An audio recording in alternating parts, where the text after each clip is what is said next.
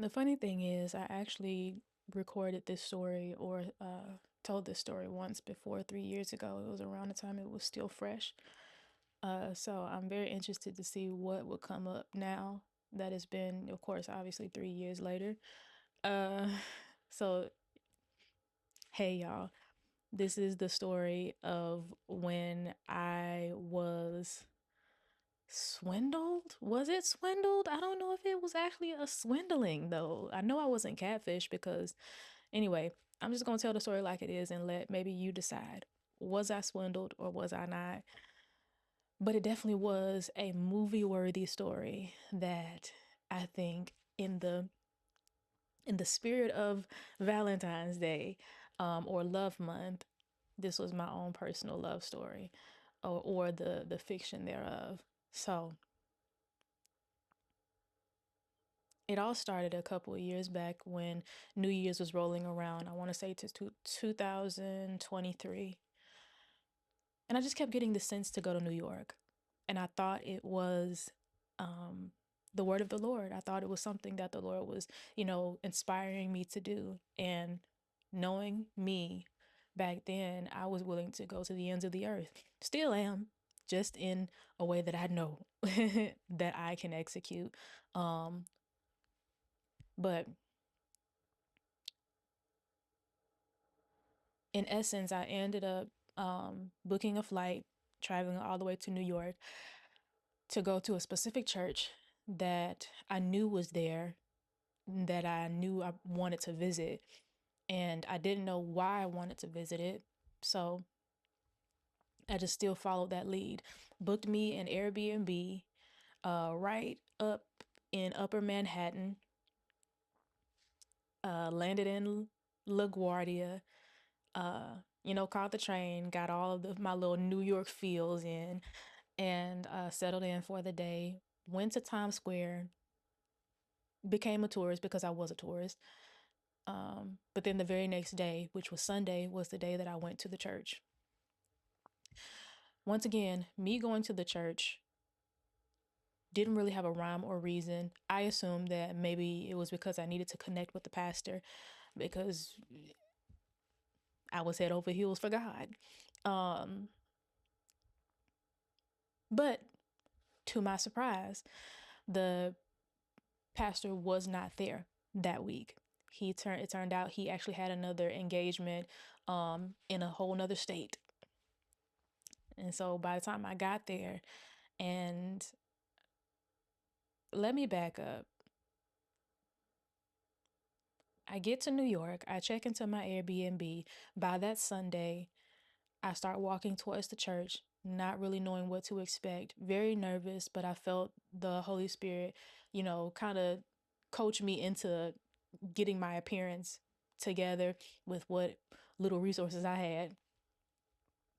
And I went for a 12-minute walk to that church. When I walked into the church, the people greeted me as greeters do. They ushered me to, I guess, a seat in the visitor section. And I found it very odd that out of all of the taken seats around that area, there were two vacant seats right next to each other. And they ushered me to one of those vacant seats. But I didn't think much of it at the time. I just knew it was an odd observation. And I want to say moments later, a big, bulky gentleman walks across and is escorted to the seat right next to me. And once again, I'm in New York. 9 times out of 10, I was trying my best to, not make eye contact, to not give nobody the wrong idea. And it was maybe about a couple of minutes before the service was actually getting ready to start.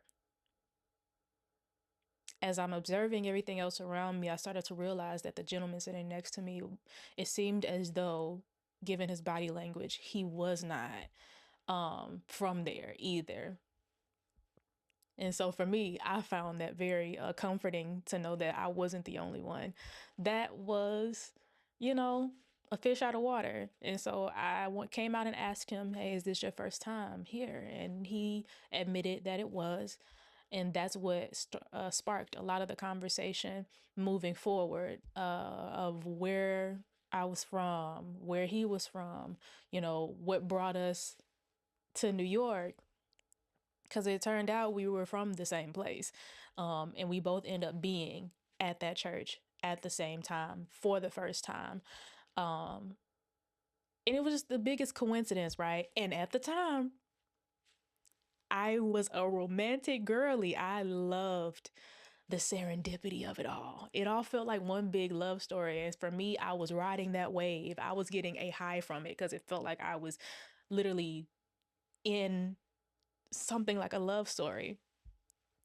And so, uh, what happened next? Yeah, we just sparked conversation. We hit it off, in my opinion. It seemed like we were both really social people. So once we realized, like, we were literally maybe a degree of separation from actually meeting each other at another time. So we just got to know each other before the service started. Very lightweight, very casual, but also in the back of my mind, huge coincidence. And then the service started. And as the service was going on, immediately I know for me, I started to get very nervous. I started to become hyper aware of my appearance. I started to, just start monitoring, like I said, just monitoring everything going on around me to make sure I wasn't doing anything stupid or silly or anything that could come off unattractive. And I was like, dang, I think I like this guy. I think this is a pretty nice guy. And I hope that, you know, it could lead to something. I don't know what, but something significant. I was hopeful. And him, on the other hand, given his body language, I can't speak too much on his behalf because, of course, I'm not him. But from what I could tell, he seemed a little out of sorts in a different way. So much so to where he kept getting up multiple times, walking, uh, walking out of the church into the cold New York day. By that time, I want to say it was easily 30, 20 degrees below zero. And I just found that very interesting because I was wondering if he was nervous because of anything else that we had talked about, or nervous because of something else that was going on inside of him, or just nervous in general because we are in a church and, honey, deliverance is real. And when demons manifest, they don't care where they be at when they manifest. So I was like, maybe. But of course the service goes by. The service was great. Worship was great. Um, you know, I don't really have anything to say really about the service other than it was just a regular church service that I was used to. Um, but they did, and this just adds to the serendipity. They did basically ask all of those who were new to the church to stand up and, basically greet everyone, introduce yourself. And so we both stood up at the same time, given that we were sitting right next to each other. And everybody, was looking at us or whatever. And I just knew that they assumed that we were there together. Case in point, leading towards the end of the service, the couple that was sitting on the stage actually came down. They were two ministers. They came down and they said that they wanted to pray for us. And for me, that could mean anything. So I was like, yeah, sure. And by this time, he had gotten up for maybe about the third time to go and get some air.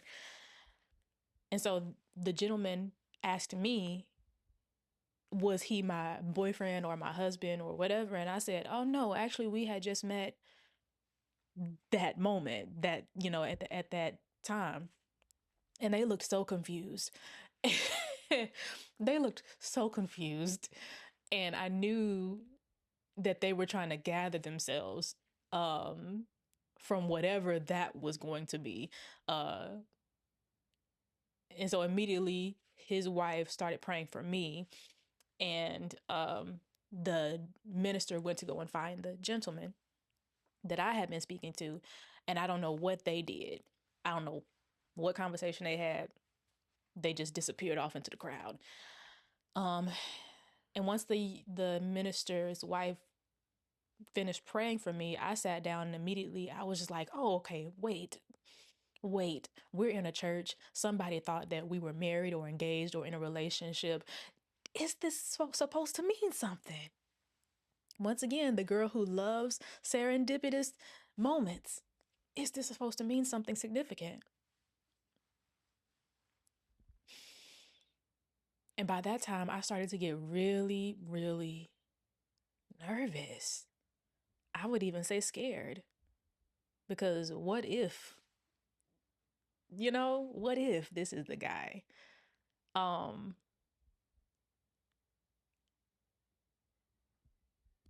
and I would say as the service was coming to a close, there was a question definitely looming in my mind of, well, what's going to happen after the service ends? And for me, I panicked right after the benediction, I want to say. Not the first close, because, certain churches, there's about a third, fourth, and fifth close. But after the first close, I made a beeline towards the door and I said, child, let me just take my tail back to the Airbnb because this is a lot. This is a lot and I can't take it. But then something stopped me. As soon as I put my hand on the door of the exit, something stopped me and literally said, what if this is something significant? And what would it hurt to play it out and see what could come of that moment? Let's see what moment leads to the next moment. Now, just a break in this whole story time, I do not recommend this. I do not recommend doing this. I'll say it as often as I need to. I truly believe that the Lord is kind. And in my naivety, he protected me so well. Um and I truly believe that is the only reason why, nothing horrific came out of that night. Because God is just so kind and he protects those whom he loves. Um so I don't recommend nobody doing this. Not out of just sheer leisure, but it was really out of good faith. I stayed behind. I stuck around in the lobby just to see what his next move would be. And that's really what it became. As a matter of fact, that's really what this entire story became. One big chess game, one big game of checkers, maybe, just trying to see what was that person's next move going to be. And we played off of that for the rest of the evening, right? And I guess that's what made it so exciting. I guess that's what made it so fun because we were really just going with the flow, playing off of each other's energy, playing off of each other's mood, and navigating the night. And maybe that was the spirit of New York. Maybe that was the spirit of, I don't know, New York City. But placing us right back in the lobby of the church, in the vestibule or the foyer, whatever tickles your fancy, the service comes to a close. And the gentleman, I see him get out of his seat and walk towards the exit. And me, I duck off in the corner, trying my best not to be as noticeable, but also kind of like trying to hide in plain sight. So if he did pass me, I would still be just fine taking my tail back home. And I knew that it wasn't going to be nothing on nothing. But bless his heart, he he caught me at the corner of his eye, and I will never forget it. The way that he doubled back and shuffled his feet kind of more in my direction. It was almost as if he had really hoped that the way that his I would say his body language came off was it seemed like he had really hoped that I had stayed, and he was happy to see that I was still there. And his very next question was, what was it that I planned on doing after church? And once again, After church, I didn't think nothing of it. I told that man I was gonna go back to my Airbnb, get some work done, and head on back to the airport in the morning. Like I had came to do whatever it is I thought I was gonna do. And he was like, "That's it? That's all you gonna do? That's it?" And immediately he was, "Oh my goodness. I do not recommend this." But it was so fun. It was so fun. But immediately he said, like, there's this place over in Harlem, like it's only like maybe a 30-minute walk. Like, you don't want to get nothing to eat, let's go get something to eat. And he was so inviting and charming and nice and sweet. He really was a sweet guy, and I didn't have any reason to assume that he was anything less than that. And so I said, sure. And we walked through the double doors of that church and went off into a very, very cold New York night. Well, it was a New York day. It was about maybe around 12 o'clock by the time we got out. And we just started walking. We walked from that church through, I want to say, Upper Manhattan, through Central Park. And we just talked. We talked about life. We talked about our passions, ambitions, goals. We talked about some of our favorite, movies, artists, music. And I think what I valued most about the conversation, yes, was it was so organic and it was authentic. But also, I really appreciated the fact that we were two totally different people and we stood in that. I think, just a quick segue, I think it's very interesting whenever engaging in conversations with certain people, when you want to get something out of someone, it's very easy to kind of manipulate who you are, or that other person manipulates who they are just to see if they can get that result. But I wholeheartedly believe that we showed up as ourselves in that moment. Honestly, for me at least, because I knew I didn't have anything to lose. I know I didn't have anything to lose by being myself. Um, because at the very least, then we will realize that this was not a match and we were not right for each other and we could just move on with our lives. And so what I really appreciated was that I showed up as 1000% me. And with every, checker or chess move that I made in the conversation or in the interaction, he bounced off of that. He added to it. He did not, demean or invalidate my experience. He added to it. He added his opinion. You know what I'm saying? And even when we disagreed, we still maintained a level of respect for each other that made it so much more gratifying to like remain in that. So there was nothing negative that I can really say about how that our interactions were, because it wasn't hypersexual. It wasn't like, it was very intellectual conversations. It was very, mentally stimulating. It was very challenging on so many levels, but it was not negative. I don't have anything negative to say about it. And that's what wooed me. That's what, honestly, even recalling it 3 years later, that's what still wows me about it, because we weren't trying too hard. I'm glad I got that out. So now here we are, walking through Central Park, getting to know each other, all of those amazing things. And by this time, by the time we get to Harlem and get to the restaurant, I am swooning, because at least now I know, like, I really like this guy based on all the things that we've just talked about and just the mutual interest and attraction, the mutual respect. I think I like this guy. And so now I'm comfy. I didn't got myself comfy, like, in this guy's presence.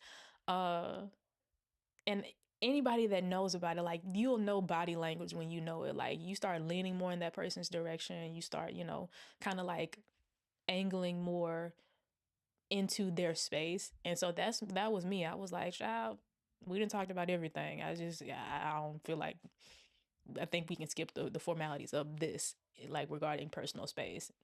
And he invited it.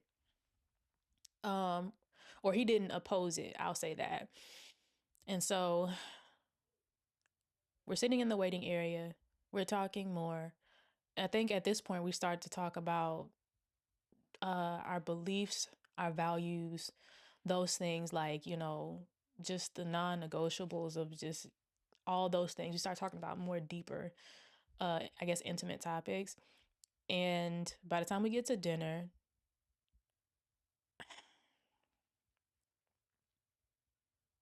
uh, by the time we get to dinner, he, um, we, of course, we ordered the food, and he, I'm sorry, I'm getting the warm and fuzzies all over again. So yeah, by the time we get to the dinner, we're looking through the menu, and I remember one of the dishes that I saw was, like, I think salmon croquettes, and I love salmon croquettes, at least the ones that my grandma would make all the time. And so when I saw it, I was like, "Oh, that sounds cool." But I'd rather, you know, if you're paying for it, let me at least go with something a little bit more, like, budget friendly. I ain't gonna get, double or nothing. We just, I'm gonna get my little entree and, keep it moving. So I opted to get the entree. Turns out he ended up ordering the salmon croquettes as well. And I don't know why that meant so much to me in that moment. I don't know. I don't know. Maybe it's because he saw that it was, something that I wanted, but I chose not to get it. And because he saw that, he still wanted to do that for me. And so he did. So I don't know. I just thought that was very thoughtful. And that meant something. That meant something very sweet to me. Um, but yeah, we just talked more. I think by the time we got to dinner, we talked a lot about family, our faith. He talked to me a lot about the things that he was getting into, different projects that he was doing, and so it was pretty much cut and dry until I think that one question that I found pretty odd, but I also assumed that it was just one of those things. But I remember he asked if I was waiting till marriage. If you know, you know.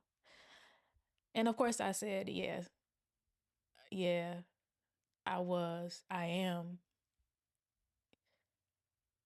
And I want to say, I think after that, his demeanor somewhat changed.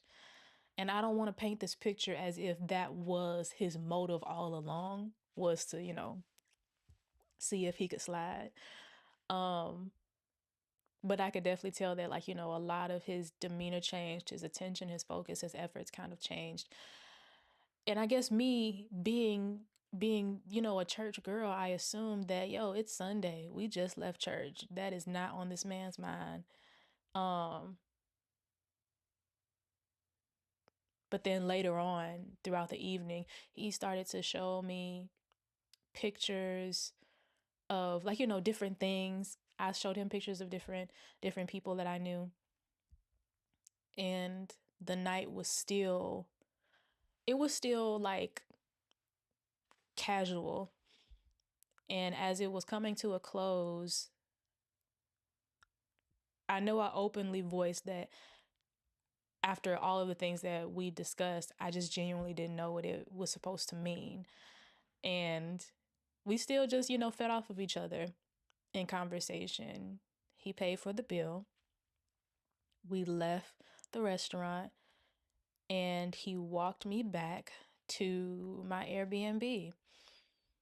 Once again, even though this was a very, very unlikely circumstance for me, um, I still don't recommend, like, people just do this, but it literally felt like I was in a movie. And I don't know why I want to cry, Maybe because, like, I loved love stories. I loved them genuinely. And so I guess the idea that I was in something like a love story, I guess it was just overwhelming. It was just overwhelming to experience. So he walks me, yeah, we walk back through Central Park. By this time it's getting pretty dark. But one of the things that I also very much so appreciated about just who he was as an individual, he was actually very protective. He was a very, very protective individual. He did all of the chivalrous things, like he stood on the opposite side of the, sidewalk towards the street to make sure, ain't nobody go rogue. He um he stood close. He stood close. He remained watchful. Um and yeah, he even said before we even embarked upon the journey, because my dad called me right before we started, going to the restaurant. My dad called me, and after I got off the phone, he said, I want to make sure I return you back to your dad the way that I found you. So it was those different nuances that really painted the picture of the perfect guy to me. All the things that I was looking for, all of the traits or the attributes that I was hoping to find in the one, right? And we get back to the Airbnb. We sit in the lobby for about, I don't know, what felt like 20 minutes, right on top of the vent that was like blasting heat, because it was so, so cold outside. And we really just sat there. We didn't really exchange too many more words after that. Yeah, I can't remember us exchanging any more words really. And we just sat there, kind of just in silence. And I think it hits different. I'm not making this about him, but I think it just hits different when you're able to sit in silence with someone and not feel awkward by it. I think that's a very, very beautiful experience, to not feel like you have to fill space, at least for me. Um, because I sit in silence a lot. It's just something about sitting in silence that just is very peaceful. And so to sit in silence with someone and honestly feel like you don't have to fill space to make that moment feel like something, I think that was pretty big too.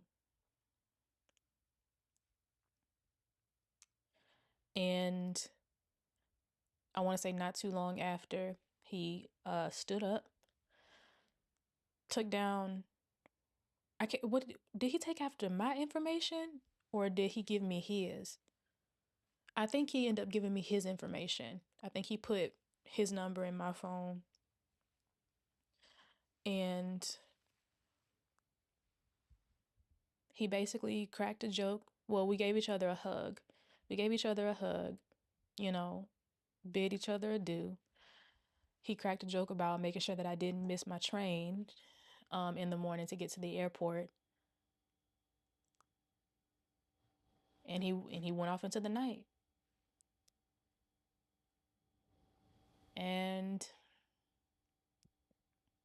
that was the last time I saw him, in person at least. I went back to, and this is where it gets interesting. I went back to my room, swooning. Like literally, I could hear music playing in my head, and I could hear the movie, like unraveling as we speak. Like if my eyes were the camera, I could see how it all was being painted in post. And I lay in my bed. I try to look him up, but I couldn't find him specifically, I want to say. Or maybe I did find him, but I realized that the name that he gave me was an alias.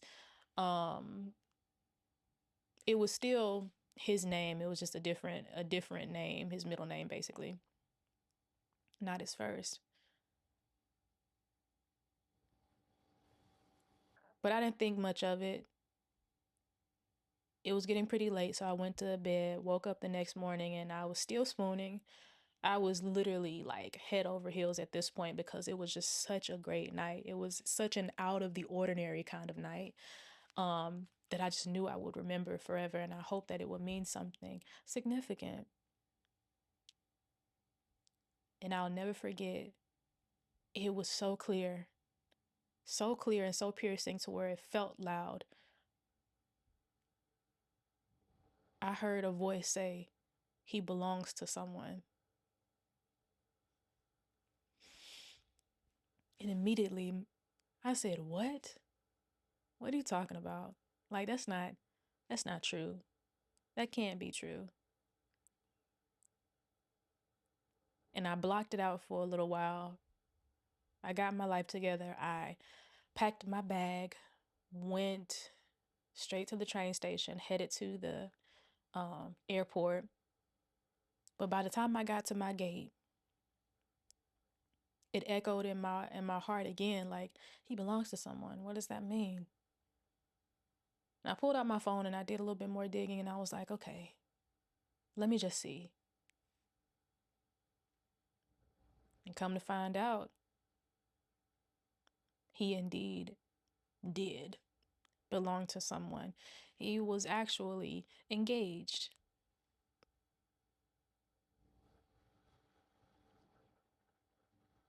And as much as I want to make sure I don't divulge way too much information, especially since he is not here to defend himself.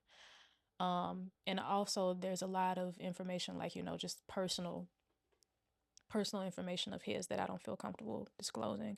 But yeah, he indeed was engaged. He had somebody. And for months, I tried my hardest to wrap my mind around what in God's name was that. This man literally treated me to what felt like the most romantic night, in my opinion. In my opinion, I'm a very simple girl. What felt like the most pleasant evening that he got absolutely nothing out of outside of the company and conversation, just to find out that he actually was not on the market. I asked God why for a very, very long time. Then after a while, I ultimately decided to just change my perspective, to change my own narrative, even if I would never fully understand what his side of the story actually was.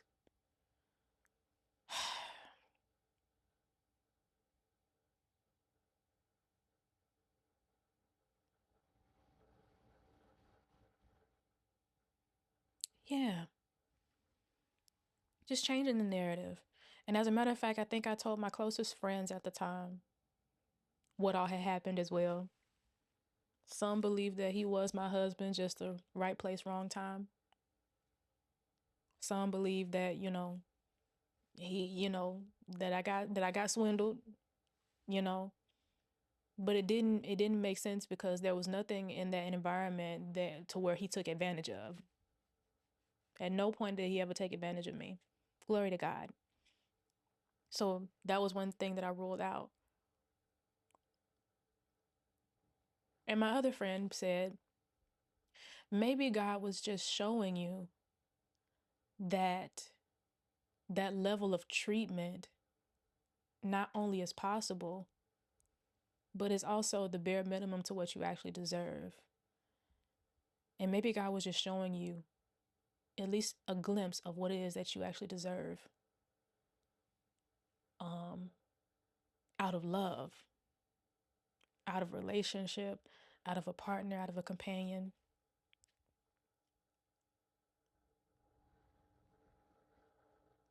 And I really wanted to believe the former, that, he was the one. He could be the one. But yeah, 3 years later, even recalling it now today, I think what echoes more is just the sheer awareness that that level of treatment, regard, respect, that level of kindness, um, and companionship is possible, and to be exposed to it, at least in part, was a blessing. And that's a perspective I choose to have about that one night in New York. So, in the spirit of Valentine's Day or Love Month, this was my somewhat of a love story. I don't know what you could really gather from it, but maybe you can gather something. And I reckon I'll catch y'all later. Drop in the comments though, or you could send me an email or something to that nature of like, what was your serendipitous love story or love-ish story? I'd love to hear about it. And I reckon I'll catch y'all later. Happy Valentine's Day.